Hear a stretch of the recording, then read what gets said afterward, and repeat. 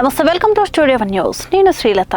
ఇక డీటెయిల్స్ చూస్తే మధ్యప్రాచ్య రాజకీయాల్లో చోటు చేసుకుంటున్న అనూహ్య పరిణామాలు ఇప్పుడు కేవలం ఆ ప్రాంతానికే పరిమితం కాకుండా ప్రపంచ వ్యాప్తంగా పెను సంచలనాన్ని సృష్టిస్తున్నాయి. పశ్చిమ ఆసియాలో ఇజ్రాయెల్ మరియు ఇరాన్ మధ్య నెలకొన్న తీవ్ర ఉద్రిక్తలు ప్రస్తుతం యుద్ధ వాతావరణాన్ని తలపిస్తున్నాయి. ఈ ఘర్షణ కేవలం రెండు దేశాల సరిహద్దులకే పరిమితం కాకుండా గ్లోబల్ సప్లై చైన్ మరియు అంతర్జాతీయ మార్కెట్ పై తన ప్రభావాన్ని చూపుతుంది. ముఖ్యంగా భారతదేశం వంటి వేగంగా అభివృద్ధి చెందుతున్న ఆర్థిక వ్యవస్థలకు ఈ పరిణామాలు అత్యంత కీలకంగా మారాయి. గత కొన్ని దశాబ్దాలుగా నివురుగప్పిన నిప్పుల్లా ఉన్న ఇరాన్ ఇజ్రాయెల్ వైరం ఇప్పుడు బహిరంగ పోరాటంగా రూపాంతరం చెందిందని అంతర్జాతీయ వ్యూహాత్మక విశ్లేషకులు అభిప్రాయపడుతున్నారు. ఈ ఉద్రిక్తలు చివరకు ఎటు దారి తీస్తాయన్నది ఇప్పుడు ప్రపంచ దేశాల ముందున్న అతిపెద్ద ప్రశ్న. భారతదేశానికి ఇంధన భద్రత పరంగా మధ్యప్రాచ్యం అత్యంత కీలకమైన ప్రాంతం కాబట్టి ఇక్కడ జరిగే ప్రతి చిన్న మార్పు కూడా మన దేశీయ మార్కెట్లపై మరియు సామాన్యుల జీవితాలపై ప్రభావం చూపే అవకాశం ఉంది. ఈ నేపథ్యంలో అసలు ఏం జరుగుతుంది మరియు ఈ పరిణామాలు దేశంపై ఏ విధంగా ప్రభావం చూపిస్తున్నాయి అనే అంశాలను మనం లోతుగా విశ్లేషించాల్సిన అవసరం ఉంది. ఇజ్రాయెల్ మరియు ఇరాన్ మధ్య దశాబ్దాలుగా కొనసాగుతున్న ప్రచన్న యుద్ధం ఇప్పుడు నేరుగా సైనిక చర్యల స్థాయికి చేరుకుంది. 1979 ఇరాన్ విప్లవం తర్వాత ఆ దేశం ఇజ్రాయెల్ ను తన ప్రధాన శత్రువుగా పరిగణించడం ప్రారంభించింది.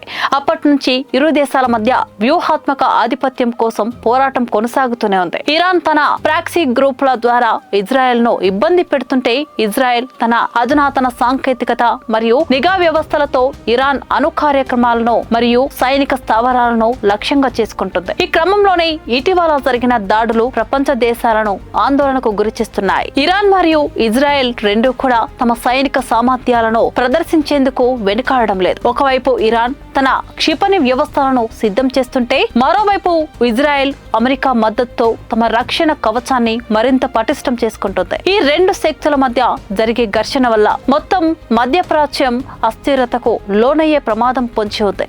ఇది కేవలం ప్రాంతీయ సమస్య మాత్రమే కాదని దీనివల్ల ప్రపంచ శాంతికి విఘాతం కలుగుతుందని దౌత్యవేత్తలు హెచ్చరిస్తున్నారు. ఈ భౌగోళిక రాజకీయ ఉద్రిక్తల్లో అత్యంత కీలకమైన అంశం స్ట్రెయిట్ ఆఫ్ హార్మోజ్. ప్రపంచ చమురు వాణిజ్యంలో ఈ జలసంధి పోషించే పాత్ర అసాధారణమైనదే. ఒకసారి మనం భౌగోళిక పటాన్ని గమనిస్తే పర్షియన్ గల్ఫ్ మరియు గల్ఫ్ ఆఫ్ ఓమన్ మధ్య ఉన్న ఈ ఇరుకైన జలసంధి ఎంతటి ప్రాముఖ్యత కలిగి ఉందో అర్థమవుతుంది. ప్రపంచ వ్యాప్తంగా వాణిజ్యం చేయబడే ముడి చమురులో దాదాపు 30% ఈ మార్గం గుండానే రవాణా చేయబడుతుంది. Saudi Arabia, UAE, Kuwait, Iraq మరియు ఖతార్ వంటి దేశాల నుండి వెలువడే చమురు మరియు సహజ వాయువు నౌకలు ఈ స్ట్రెయిట్ ఆఫ్ హార్మోజ్ దాటకుండా బయట ప్రపంచానికి చేరుకోలేవు. ఈ జలసంధిపై ఇరాన్ భౌగోళికంగా గట్టి పట్టు కలిగి ఉండటం ఇప్పుడు అంతర్జాతీయ సమాజానికి తలనొప్పిగా మారింది.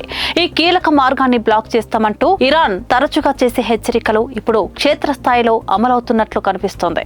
ఒకవేళ ఈ మార్గం పూర్తిగా మూతపడితే ప్రపంచ వ్యాప్తంగా చమురు సరఫరా వ్యవస్థ స్తంభించిపోతుంది. దీనివల్ల చమురు ధరలు ఆకాశాన్ని తాకడమే కాకుండా ప్రపంచ ఆర్థిక వ్యవస్థ మాంద్యంలోకి వెళ్లే ప్రమాదం ఉందని ఆర్థిక నిపుణులు విశ్లేషిస్తున్నారు. స్ట్రెయిట్ ఆఫ్ హార్మోజ్ ద్వారా జరిగే చమురు రవాణా నిలిచిపోవడం వల్ల ఆసియా దేశాలపై తీవ్ర ప్రభావం పడుతుంది. ముఖ్యంగా భారతదేశం, చైనా మరియు జపాన్ వంటి దేశాలు తమ ఇంధన అవసరాల కోసం అత్యధికంగా మధ్య ప్రాచుర్యంపైనే ఆధారపడుతున్నాయి. భారతదేశం తమ చమురు అవసరాలలో 80% పైగా దిగుమతుల ద్వారానే తీర్చుకుంటుంది. అందులో మెజార్టీ భాగం ఈ స్ట్రెయిట్ ఆఫ్ హార్మోజ్ మార్గం గుండానే వస్తుంది. ఆ మార్గంలో అంతరాయం ఏర్పడితే భారత్ లో పెట్రోల్ మరియు డీజిల్ ధరలు అదుపు తప్పే అవకాశం ఉంది. ఇది రవాణా ఖర్చులను పెంచి తద్వారా నిత్యావసర వస్తువుల ధరలు పెరుగుదలకు కారణమవుతుంది. ద్రవ్యోల్బణం పెరిగితే అది సామాన్య ప్రజల కొనుగోలు శక్తిని దెబ్బతీస్తుంది. కేవలం చమురు మాత్రమే కాకుండా సహజ వాయువు సరఫరాపై కూడా దీని ప్రభావం ఉంటుంది.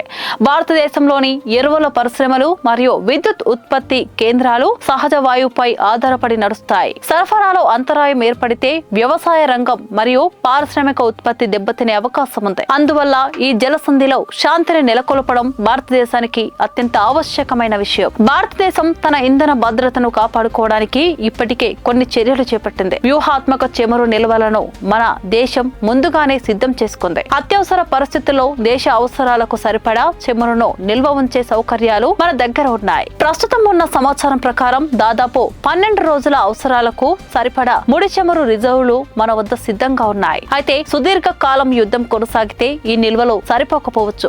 అందుకే భారత ప్రభుత్వం ప్రత్యామ్నాయ మార్గాలను అన్వేషిస్తోంది. రష్యా నుంచి చమురు దిగుమతులను పెంచడం ఒక ప్రధాన వ్యూహంగా కనిపిస్తుంది. ఉక్రెయిన్ సంక్షోభం తర్వాత రష్యా తక్కువ ధరకు చమురును అందిస్తుందనడంతో భారత్ ఇప్పటికే అక్కడి నుంచి పెద్ద ఎత్తున దిగుమతులు చేసుకుంటుంది. ఒకవేళ మధ్యప్రాచ్యంలో మార్గాలు మూతపడితే రష్యా నుంచి వచ్చే చమురు మనకు రక్షణ కవచంలా మారుతుంది. అయితే రష్యా నుంచి వచ్చే మార్గం సుదీర్ఘమైనది మరియు ఖర్చుతో కూడుకున్నది. ఎర్ర సముద్రం గుండా వచ్చే ఈ మార్గంలో ప్రయాణించడానికి దాదాపు నెల రోజుల సమయం పడుతుంది. మధ్యప్రాచ్యం నుంచి వచ్చే నౌకలు 5-6 రోజుల్లోనే భారత్ చేరుకోగలవు. ఈ వ్యత్యాసం రవాణా ఖర్చులపై ప్రభావం చూపుతుంది. అంతర్జాతీయ మీడియా కథనాల ప్రకారం Iran supreme leader Ayatollah Ali ఖమేనీని లక్ష్యంగా చేసుకుని ఇజ్రాయెల్ మరియు అమెరికా సంయుక్తంగా ఒక రహస్య ఆపరేషన్ నిర్వహించాయని ప్రచారం జరుగుతుంది. అయితే ఈ సమాచారాన్ని అధికారికంగా ఎవరూ ధృవీకరించలేదు. ఇరాన్ యొక్క అణు సామర్థ్యం పెరగడం మరియు అది తమ మనగడకే ముప్పు అని భావించిన ఇజ్రాయెల్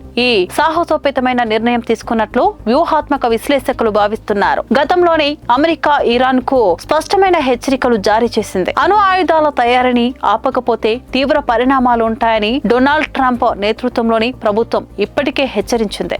కానీ ఇరాన్ తన ప్రయత్నాలను వేగవంతం చేయడంతో ఈ దాడులు జరిగినట్లు నివేదికలు సూచిస్తున్నాయి. ఇజ్రాయెల్ యొక్క ఇంటెలిజెన్స్ ఏజెన్సీ ముసాద్ ఈ ఆపరేషన్ లో కీలక పాత్ర పోషించినట్లు సమాచారం. ముసాద్ కు ఇరాన్ అంతర్గత వ్యవస్థలో బలమైన నెట్వర్క్ ఉందని గతంలోనే పలుమార్లు రుజువైంది. ఇరాన్ కీలక నేతల కదలికలను నిశితంగా గమనిస్తూ సరైన సమయంలో దాడులు చేయడం మొసాద్ ప్రత్యేకతగా పరిగణించబడుతోంది. నివేదికల ప్రకారం ఫిబ్రవరి 28వ తేదీన ఇరాన్ సుప్రీం లీడర్ నివాసాన్ని లక్ష్యంగా చేసుకుని దాదాపు 30కి పైగా క్షిపణులను ప్రయోగించినట్లు తెలుస్తుంది. ఈ దాడిలో ఖమేనీ కుటుంబ సభ్యులతో పాటు పలువురు ఉన్నత స్థాయి ఇరాన్ అధికారులు కూడా ప్రాణాలు కోల్పోయినట్లు సోషల్ మీడియాలో కథనాలు వస్తున్నాయి. అయితే ఇరాన్ ప్రభుత్వం ఈ వార్తలను వెంటనే ధృవీకరించలేదు. తమ నేత క్షేమంగా ఉన్నారని ప్రజల్లోకి సందేశం పంపే ప్రయత్నం చేసినప్పటికీ పరిస్థితులు అందుకు భిన్నంగా ఉన్నట్లు అంతర్జాతీయ నిఘా వర్గాలు అనుమానిస్తున్నాయి. ఇజ్రాయెల్ ఏజెంట్లు ఇరాన్ మిలిటరీ మరియు ప్రభుత్వ వ్యవస్థల్లోకి చొరబడి ఖమేనీ యొక్క ఖచ్చితమైన లొకేషన్ ను గుర్తించినట్లు సమాచారం. ఈ ఆపరేషన్ నిర్వహించే ముందు అమెరికా అధ్యక్షులు డొనాల్డ్ ట్రంప్ మధ్యప్రాచ్యంలోని అరబ్ దేశాల నేతలతో సంప్రదింపులు జరిపినట్లు తెలుస్తోంది. సౌదీ అరేబియా, యుఏఈ వంటి దేశాలు ఇరాన్ యొక్క విస్తరణవాద ధోరణిని వ్యతిరేకిస్తుండటంతో వారు ఈ చర్యకు మౌనంగా మద్దతు తెలిపినట్లు విశ్లేషకులు భావిస్తున్నారు. ఈ దాడుల అనంతరం ఇరాన్ తీవ్రంగా స్పందించింది. ఇజ్రాయెల్ ను లక్ష్యంగా చేసుకుని క్షిపణి దాడులు ప్రారంభించడంతో పాటు మధ్యప్రాచ్యంలోని అమెరికా సైనిక స్థావరాలపై కూడా దాడులకు దిగింది. అయితే ఇరాన్ దగ్గర ఉన్న క్షిపణులు అమెరికాను నేరుగా తాకే సామర్థ్యం కలిగి లేకపోవడంతో మధ్యప్రాచ్యంలో ఉన్న అమెరికా మిత్ర దేశాలను టార్గెట్ చేస్తుంది. దుబాయ్ వంటి ఆర్థిక కేంద్రాలను లక్ష్యంగా చేసుకోవడం ద్వారా పెట్టుబడిదారులను భయభ్రాంతులకు గురి చేయడం ఇరాన్ వ్యూహంగా కనిపిస్తోంది. ప్రపంచంలోనే ఎత్తైన భవనం బర్జ్ ఖలీఫా మరియు దుబాయ్ విమానాశ్రయంపై డ్రోన్ దాడులకు ప్రయత్నాలు జరిగినట్టు సమాచారం. ఇలాంటి చర్యల వల్ల అంతర్జాతీయ వ్యాపార వర్గాల్లో ఆందోళన పెరుగుతుంది. ఒకవేళ ఇరాన్ అలాగే పౌర విమానయాన మరియు ఆర్థిక కేంద్రాలపై దాడులు కొనసాగిస్తే అంతర్జాతీయ సమాజం ఇరాన్ ను మరింత ఒంటరి చేసే అవకాశం ఉంది. ఈ ఉద్రిక్తల వల్ల ఇప్పటికే ప్రపంచ స్టాక్ మార్కెట్లు ఒడిదుడుకులకు లోనవుతున్నాయి. మరోవైపు ఇరాన్ సుప్రీం లీడర్ మరణ వార్త అధికారికంగా ధృవీకరించబడక ముందే ఇజ్రాయెల్ ప్రధాని నెతన్యాహు మరియు అమెరికా అధ్యక్షులు ట్రంప్ మధ్య జరిగిన సంభాషణలు చర్చనీయాంశంగా మారాయి. ఇరాన్ లో అధికారం మార్పిడి జరగాలని మరియు అక్కడ తమకు అనుకూలంగా ఉండే ప్రభుత్వం రావాలని అమెరికా ఆశిస్తోంది. ఇరాన్ ప్రజల్లో కూడా ప్రస్తుత పాలన పట్ల అసంతృప్తి ఉందని గతంలో జరిగిన నిరసనలను బట్టి అర్థమవుతోంది. ముఖ్యంగా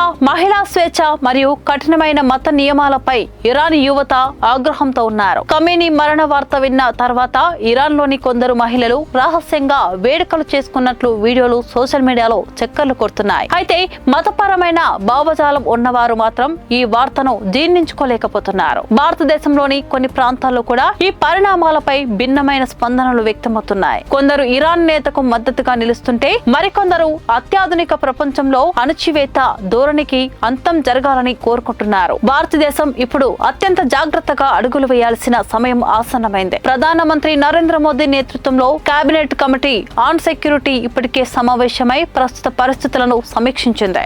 భారత నౌకల భద్రత ప్రధాన ప్రాధాన్యతగా మారింది. స్ట్రైట్ ఆఫ్ హార్ముజ్ లో ఇరాన్ దాడుల వల్ల ఒక నౌక ప్రభావితమైంది. జరిగిందని, అందులో భారతీయులు కూడా ఉన్నారని వచ్చిన వార్తలు ఆందోళన కలిగిస్తున్నాయి. భారత నావికా దళం ఇప్పటికే ఆ ప్రాంతంలో నిఘాను పెంచింది. అవసరమైతే వాణిజ్య నౌకలకు రక్షణ కల్పించేందుకు సిద్ధంగా ఉంది. భారతదేశం ఈ విషయంలో అమెరికా మరియు ఇరాన్ ఇద్దరితోనూ దౌత్యపరమైన సంబంధాలను కలిగి ఉంది. ఒకవైపు అమెరికాతో వ్యూహాత్మక భాగస్వామ్యాన్ని కొనసాగిస్తూనే మరోవైపు ఇరాన్ తో చారిత్రక సంబంధాలను భారత్ కాపాడుకుంటూ వస్తుంది. అయితే ప్రస్తుత పరిస్థితుల్లో శాంతిని నెలకొల్పడమే అందరి లక్ష్యం కావాలి. దౌత్య మార్గాల ద్వారా సమస్యను పరిష్కరించుకోవాలని భారత్ నిరంతరం కోరుకుంటుంది. మధ్యప్రాచ్యం దేశాలైన సౌదీ అరేబియా మరియు యుఏఈ ఇప్పుడు ఇరాన్ చర్యలను నిశ్చితంగా గమనిస్తున్నాయి. ఇరాన్ గనుక ఈ ప్రాంతాన్ని అస్థిరపరిస్తే అది వారి ఆర్థిక వ్యవస్థలకు కూడా నష్టం కలిగిస్తుంది. అందుకే ఈ అరబ్ దేశాలు అమెరికాకు సహకరిస్తూనే ఇరాన్ నుంచి నేరుగా దాడులు జరగకుండా జాగ్రత్తలు పడుతుంది. ఇరాన్ యొక్క సుప్రీం లీడర్ తర్వాత ఆ పదవిని ఎవరు చేపడతారనే దానిపై తీవ్ర చర్చ జరుగుతోంది. ఖమేనీ కుమారుడు మొస్తఫా ఖమేనీ పేరు వినిపిస్తున్నప్పటికీ అతన్ని కూడా ఇజ్రాయెల్ లక్ష్యంగా చేసుకున్నట్లు వస్తున్న వార్తలు ఇరాన్ నాయకత్వంలో శూన్యాన్ని సృష్టిస్తున్నాయి. నాయకత్వం లేని దేశం మరింత ప్రమాదకరంగా మారే అవకాశం ఉంది, లేదా అంతర్గత విప్లవం ద్వారా ప్రజాస్వామ్య మార్పుకు దారితీయవచ్చు.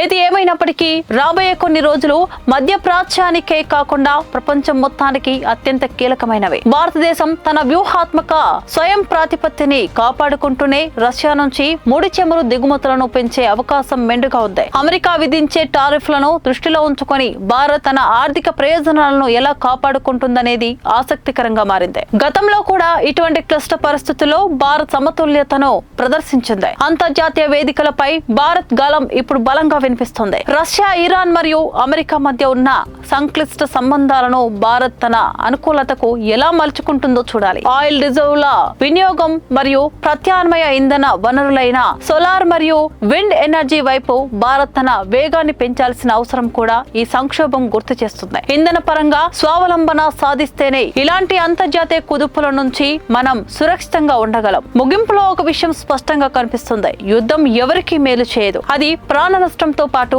ఆర్థిక వినాశనాన్ని కూడా తీసుకొస్తుంది. ఇరాన్ మరియు ఇజ్రాయెల్ మధ్య ఘర్షణ కేవలం రెండు దేశాల సమస్య కాదు. ఇది ప్రపంచ ఆర్థిక క్రమాన్ని మార్చేసే శక్తి కలిగి ఉంది. అభివృద్ధి చెందుతున్న భారతదేశం ఇలాంటి సవాళ్లను సమర్థవంతంగా ఎదుర్కోవడానికి సిద్ధంగా ఉండాలి. ప్రభుత్వం తీసుకునే దౌత్యపరమైన నిర్ణయాలు మరియు మనం తీసుకునే వ్యక్తిగత ఆర్థిక భద్రతా నిర్ణయాలు రెండు దేశ భవిష్యత్తుకు ముఖ్యమే. ఈ సుదీర్ఘ పోరాటంలో శాంతి గెలుస్తుందా లేక ఆధిపత్య పోరు మరింత ముదురుతుందా అన్నది కాలమే సమాధానం చెప్పాలి. ఈ పరిణామాలను గమనిస్తున్న మీకు ఏమనిపిస్తుందో? ఒకవేళ మధ్యప్రాచ్యంలో చమురు సరఫరా నిలిచిపోతే భారత్ పూర్తిగా రష్యాపై ఆధారపడటం సరైన నిర్ణయమేనా, లేక మనం అమెరికాపై ఒత్తిడి తెచ్చి స్ట్రెయిట్ ఆఫ్ హార్మజ్ ను తెరిపించాలా? మీ అభిప్రాయాలను కామెంట్ల ద్వారా తెలియజేయండి. అంతర్జాతీయ రాజకీయాల్లోని ఇలాంటి మరిన్ని ఆసక్తికరమైన మరియు లోతైన విశ్లేషణ కోసం మన ఛానల్ ని అనుసరిస్తూనే ఉండండి. బాధ్యతాయుతమైన పౌరులుగా దేశం పట్ల భక్తిని మరియు ప్రపంచ పరిణామాల పట్ల అవగాహనను కలిగి ఉందాం. మరో ఇంట్రెస్టింగ్ టాపిక్ తో మళ్ళీ కలుద్దాం.